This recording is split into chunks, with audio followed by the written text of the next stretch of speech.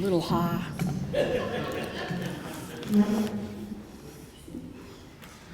Good morning.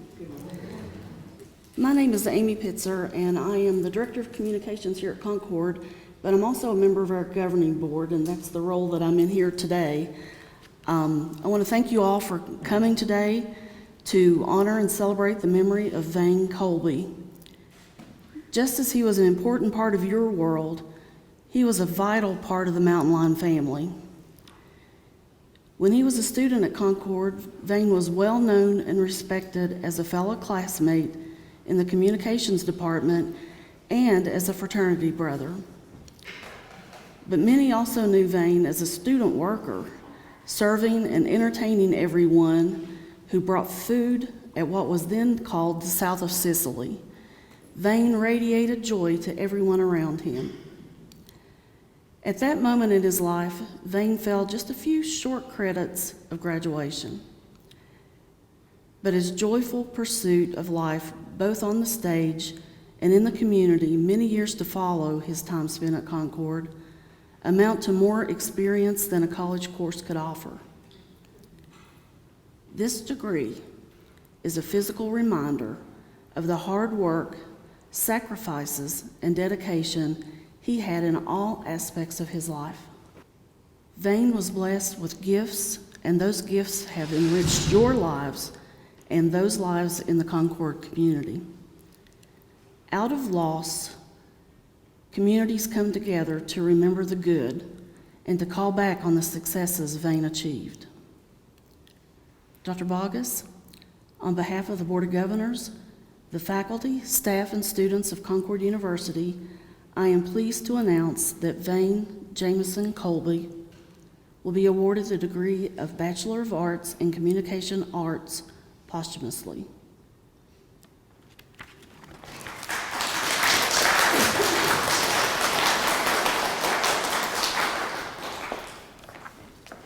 Thank you, Amy. I appreciate that.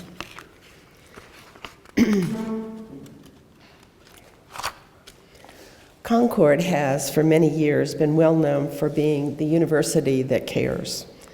And for each of us, it's more than just a tagline. We truly care for our students and their families. We think of this place as a family setting. We care about our students, we care about their families, their dreams, and their aspirations. Please know that although we cannot begin to understand the devastating loss that each of you are facing at this difficult time, that we, the Mountain Lion family, are here for you. We mourn with you.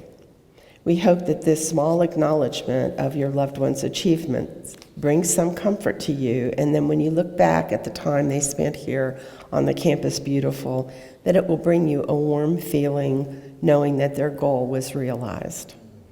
The loss of a loved one can be a very isolating time, but please know that you are not alone. I want to thank each of you for coming today and for allowing us to share in this celebration of life in memory of Vane.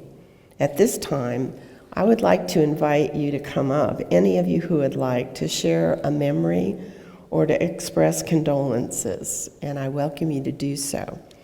Jim, you'll be taking this home with you then. Okay, thank you. Thank you. So I'm not going to sit down and call on you, but if you want to have something to say about his life, we would really love to hear your stories.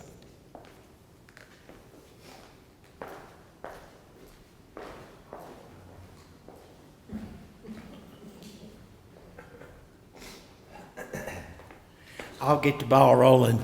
I'd like to hear all of you talk a little bit about him. I'll be honest with you. Last Saturday, I had a very, very hard day. I can't even fathom what it's like for my brother Jim. And it breaks my heart. But at the same time, I know Vane's in a better place. Thank God he got to go so fast. And he didn't have to ever suffer. He never, ever deserved that. He made his mark. I'm so happy about that. I'll never forget him, but I'll tell you what I miss most is the laughing and the giggling and the silliness and just how brilliant his comedy was. He could take the worst thing and make you feel better about it just through humor and make you understand the evilness that's going on in this world. And he could at least put some humor to it. And he had this gift about solving social issues and making people feel good about who they are. He was, you be you, I'll be me. I'm going to love you anyway. The things he had to go through, as he would always say, because of this. And he taught me so much about that. I don't see color anymore. I see people that I love. And he taught me that. And I think he taught all of you in this room that. And I loved him. And I'm going to miss the humor. But I can think back at the funny times. I've been telling y'all funny stories this morning. At least as long as I can laugh and talk about it, I'll be all right. And I know that each and every one of you will be too. But I'd like to hear some funny stories, especially about Concord. Now, I know some of y'all got some. We need to laugh a little here today. So I'll end it with that. Next. Thank y'all for coming.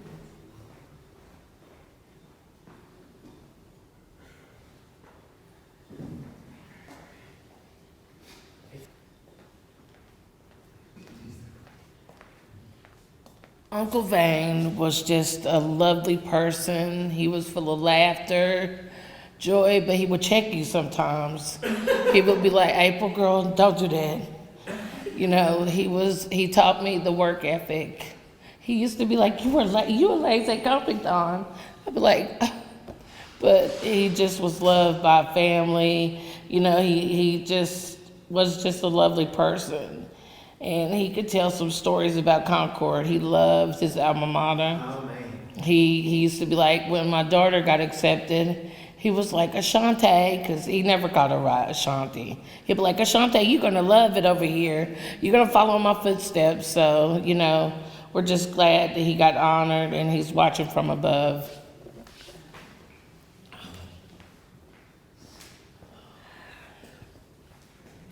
My brother was a wonderful brother, and I miss him so much, and I'm so very proud of him.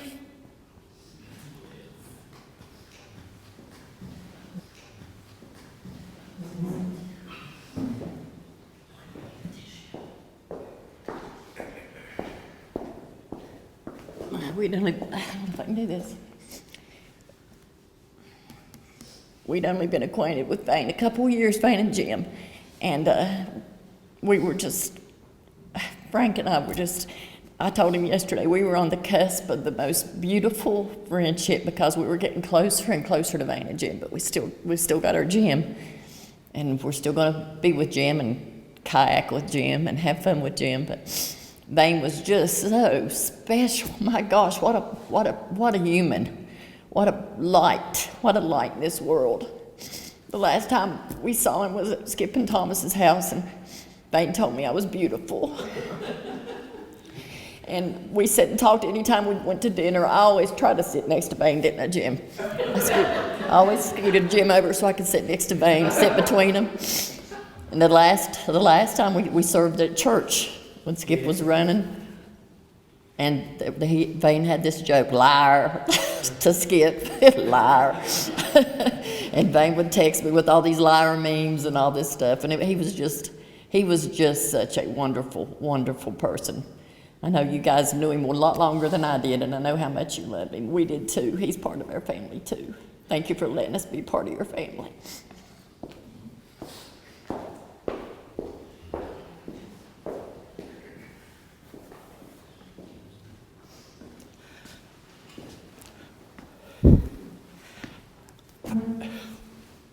I'm not a speaker. I hate speaking in front of crowds, but if I don't say something about Vane, he's going to haunt me.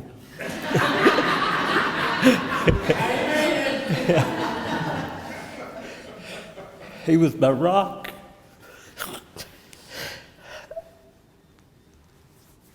And I don't know what I'm going to do without him, but I have a wonderful,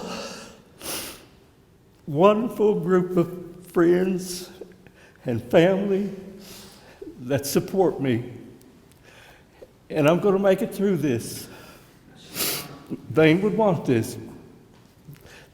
I'll give one thing of humor. We were kayaking. There was 3 of us. And WBVA was doing a story at the lake, Glenwood Lake. And we saw them way over on the other side of the lake. Here we are, 3 kayakers going by. Well, Vane was adamant that I wear my life jacket. Well, I didn't have a life jacket on. And Vane, we were sitting watching TV, and here come the newscast up. Well, here went Skip by, and I'm thinking, oh, shit. Because I was the 3rd person there, and Frank went by, and then I went by, and Vane looked at me and said, liar. We swore we'd wear life jackets. We swore we was going to wear a life jacket. I said, well, it was right beside of me. Liar. Okay, but I miss his humor. I miss him every day. Some days it's unbearable, or whatever that word is.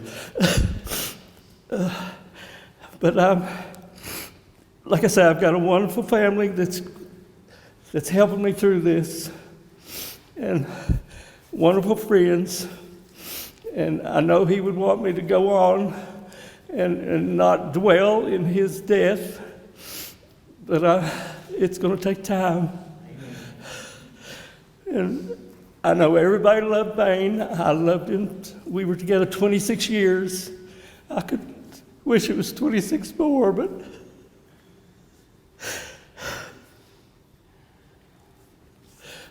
someone upstairs wanted him. And I believe that they're getting a fine person. But I babbled on, so I'll sit down.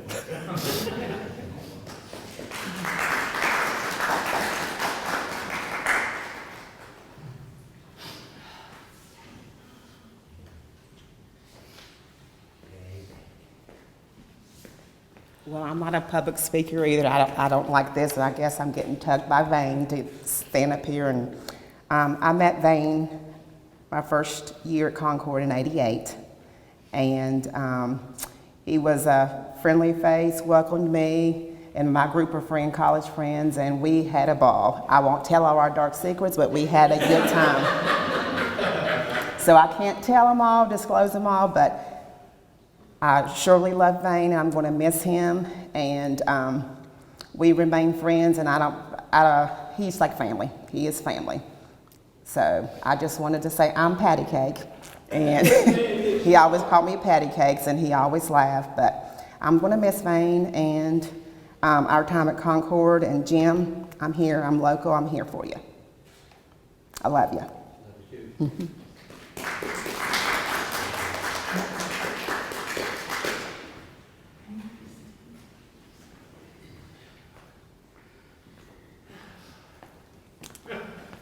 Okay, where do I begin? Okay, can you just turn off the recording? We don't, speaking of secrets. Well, we won't tell all the fun times we have, but Vane was a light. Vane was a light to anybody he met. He was an incredible person. He lit up the room when he walked in, unlike anybody else. And we all miss him so, especially poor Jim. But boy, we had some good times here at Concord. Vane opened our hearts to so many things, showed us so much beauty in this world. I'll never forget all the fun times.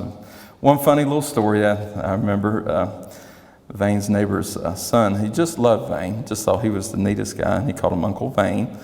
And he said, Vane, I love your suntan.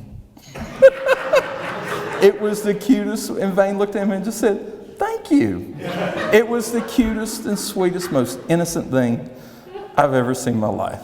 And there was just so many memories of Vane. And I got to take me and my daughter and my son, we all went and saw Vane around Christmas time. It wasn't Christmas, it was before Christmas. And I told Vane, I said, I'm sorry, we didn't get to come see you for Christmas. He said, Rusty, we had our Christmas. And he had his Christmas pimp hat on. And it was a red hat, a red velvet hat, and he looked so cool. And I just got to say, take time for your friends, because you never know what they're going to be gone. And man, whoop, I miss Vane more than anything. He was just so special to us. God rest you, Vane.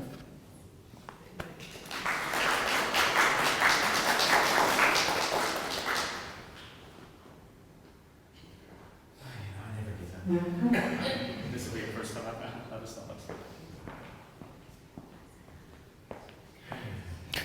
I'm like Jim. I directed a lot of Vane's plays, almost all of his plays I directed, and I was very proud. He was a wonderful playwright. He had an incredible gift for dialogue.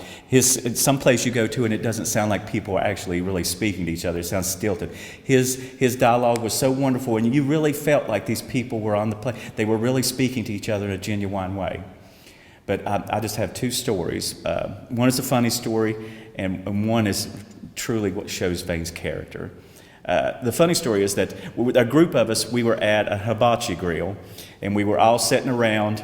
And it was notorious that when it came time to pay, Vane would not have his wallet. He would look around, and Jim had gotten up, and I guess he had went to the restroom, and we were all getting ready to pay. And Vane was sitting here, and I was thinking, well, what is he going to do? And we all looked at him, and I think Skip looked at him and said, Vane, what are you going to do? Your wallet's not here. And he was calling Jim Wallet. So when Jim came back, we started calling him Wallet. And for years we'd call him Wallet, and people would look at us and actually think that was his name. They'd think, Wallet, is that his name? Because he would go, we go, Vane, where's your wallet at? But one story that truly shows who Vane was, and I think I told this one time when somebody was asking me after he had passed, is that for his last job, he was a manager at Grant's. And he was at Grant's, and they were talking about different stories, and one story that really touched me and made me show this is really who Vane is that with his friends, you would come in, and he would immediately hug you and greet you and stuff. But that wasn't just all of it. It could be anybody. And there was this little lady, Vane did not know her, she did not know Vane. She came into the store, and Vane saw her, and he could see, and this is somebody telling me this story, so it wasn't Vane told me this story. Vane could tell that she was not having a good day. It was just, and Vane came up to her and said, "Are you okay?" And she looked at him and said, "Well, I'm just not having a good day." And he says, "Well, let me hold you for a second and I'll pray with you." And he held this lady who was a stranger and prayed with her. And that truly shows who Vane was. He loved everybody, and he could see that somebody was hurting. And he just wanted to help them. And that's what Vane was. Vane was a light, and he just wanted people to be loving and wanted to be loved. And he just saw that woman and just wanted to say, there's somebody that loves you. And that's who Vane was. He was...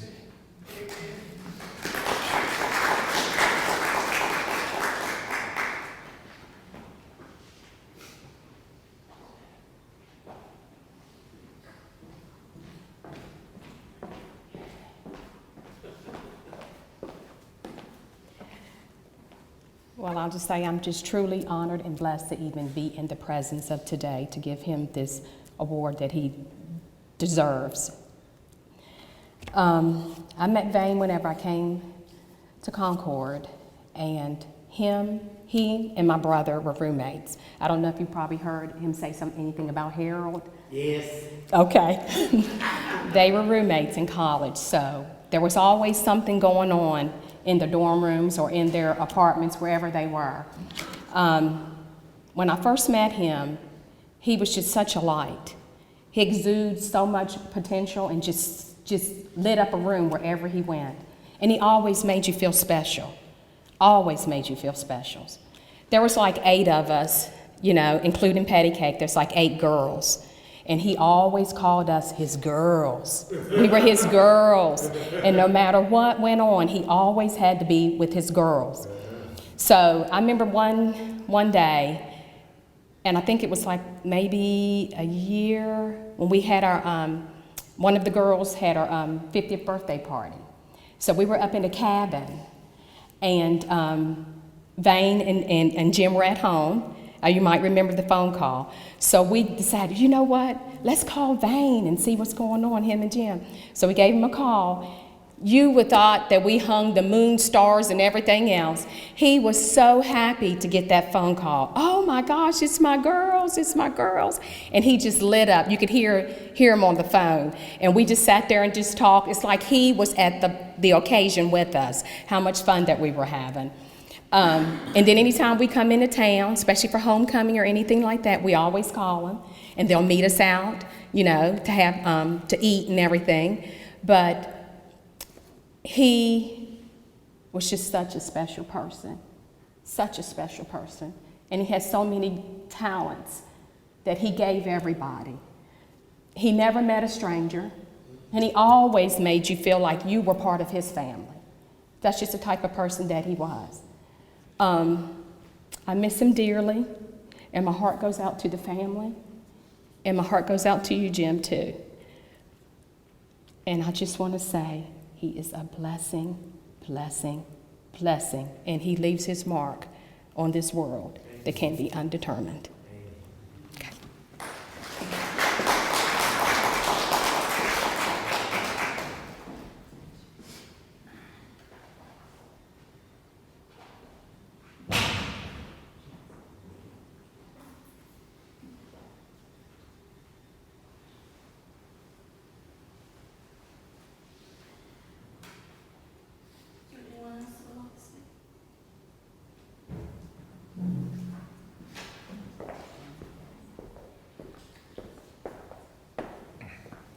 I didn't know Vane as well as I probably should have, because he and Jim, I think there might have been some jealousy there, because Jim and I were special friends, and I really stepped in a lot with Jim here lately to try and fill the void that I see so deep in his heart. And I'm just thankful that Jim had him for all those years. I remember when they first got together, they came to my Lonely Hearts party for Valentine's. It was for single men. And we had this party for many years, but I had moved, and so nobody came but Vane and Jim. And so we went out to the bar, and we had a really good time that night. But and then one time I was over at Skip's, and Vane and Jim were over there, and if you know me at all, you'd know I was probably drinking. And I kept reaching over to Vane, and I'd just kind of hug him and rub his head. And I did that about 4 times, and finally he said, "Quit rubbing my head." And I felt like, oh, I've really overstepped. Well, the other day, I told Jim that story, and he said he hated people touching his head. And I thought, I really felt honored because he let me touch it 4 times. But even though there's a big hole where he was, he filled every minute so completely with his beauty and love and everything. I know we talked politics at Grant's. He'd always come running over and he'd ask me, "Did you hear what Jim Jordan said?" or whatever, you know. And he was a good Democrat. Anyway, this really is very fitting, Kendra, that he is allowed to have this degree, because we know he deserved it so much. Amen. Amen.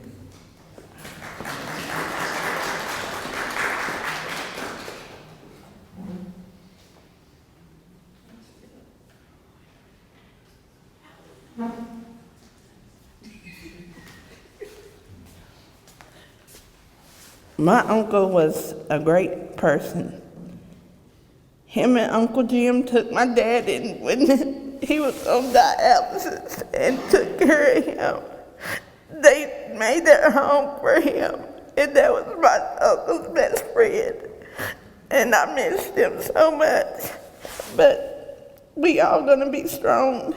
And I shouldn't be crying because he always used to call and check me because I was the rowdy niece that always liked to be into something. He would say, now, I know you're not doing that, and I know you're not writing all that stuff on Facebook. He said, you better chill out. He said, you know, because I don't do that drama. So, and I got all his voicemails saved in my phone because I knew once I put something on Facebook, I knew my phone would ring and it would be him calling, talking about what you done put on Facebook. You starting stuff. He said, and let me tell you one thing, niece. He said, oh, your daddy will never be dead until you go. But that was my uncle, and we miss him so much.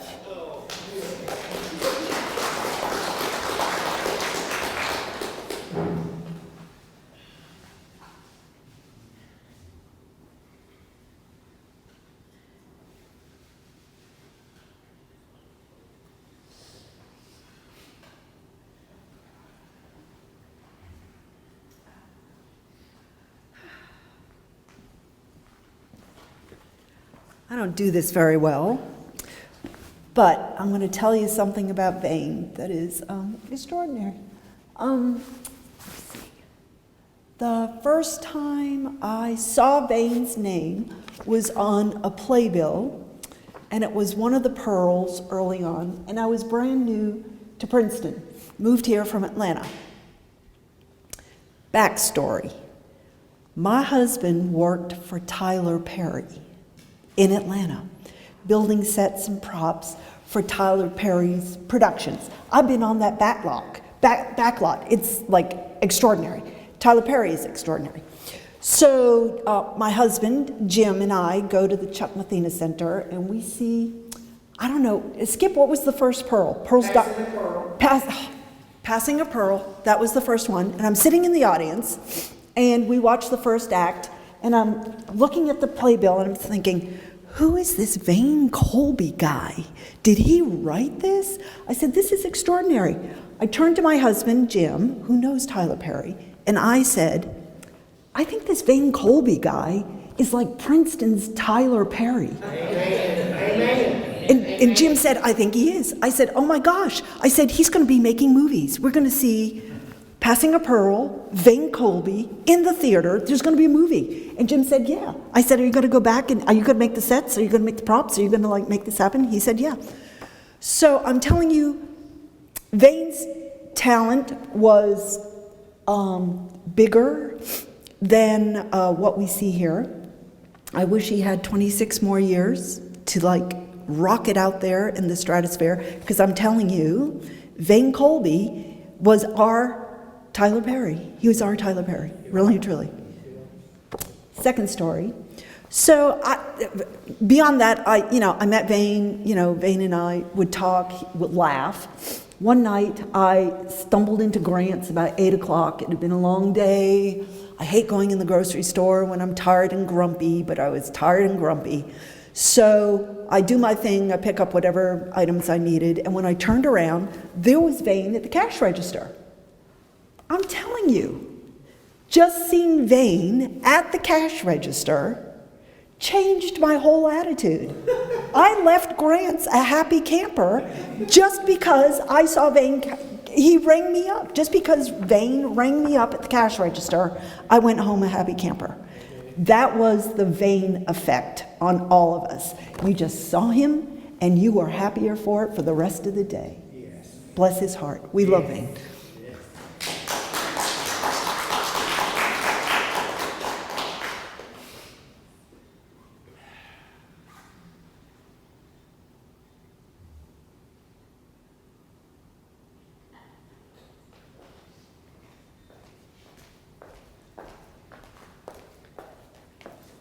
I'm just going to say that I've known him off and on for a number of years, and he was a wonderful influence on everybody.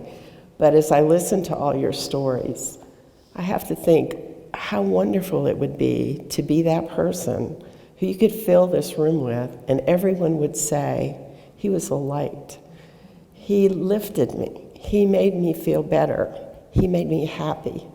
There are very, very few people in this world that would have that said about them at any time. And we were all blessed for having known him. And I'm so thankful. Jim will be keeping you in our thoughts and prayers, and you're part of our family too. So if there's anything else we can do for you, we hope you let us know.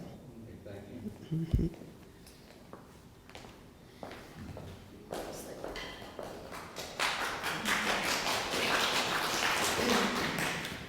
Dr. Boggess, if you would come back to the podium and present the diploma to Mr. Jenks.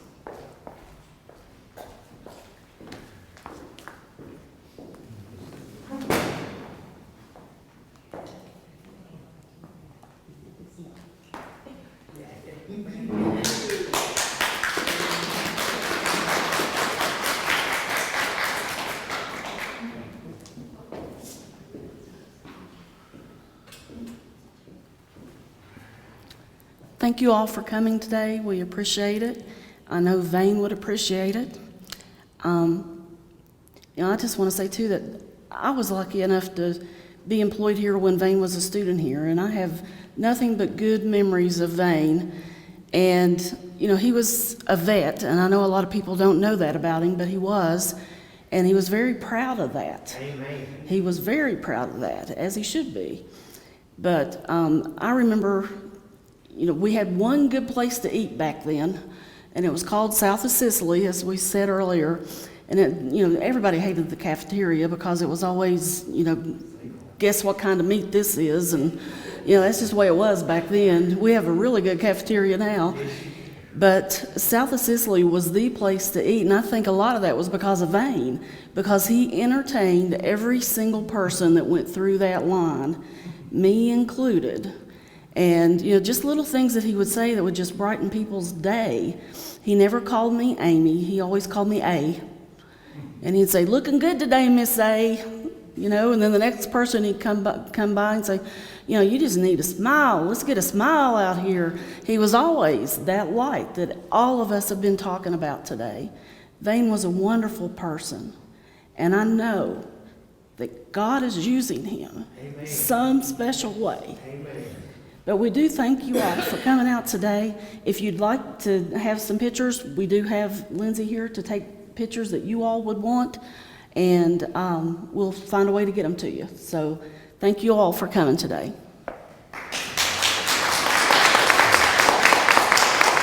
Y'all have a meeting with me. Thank you.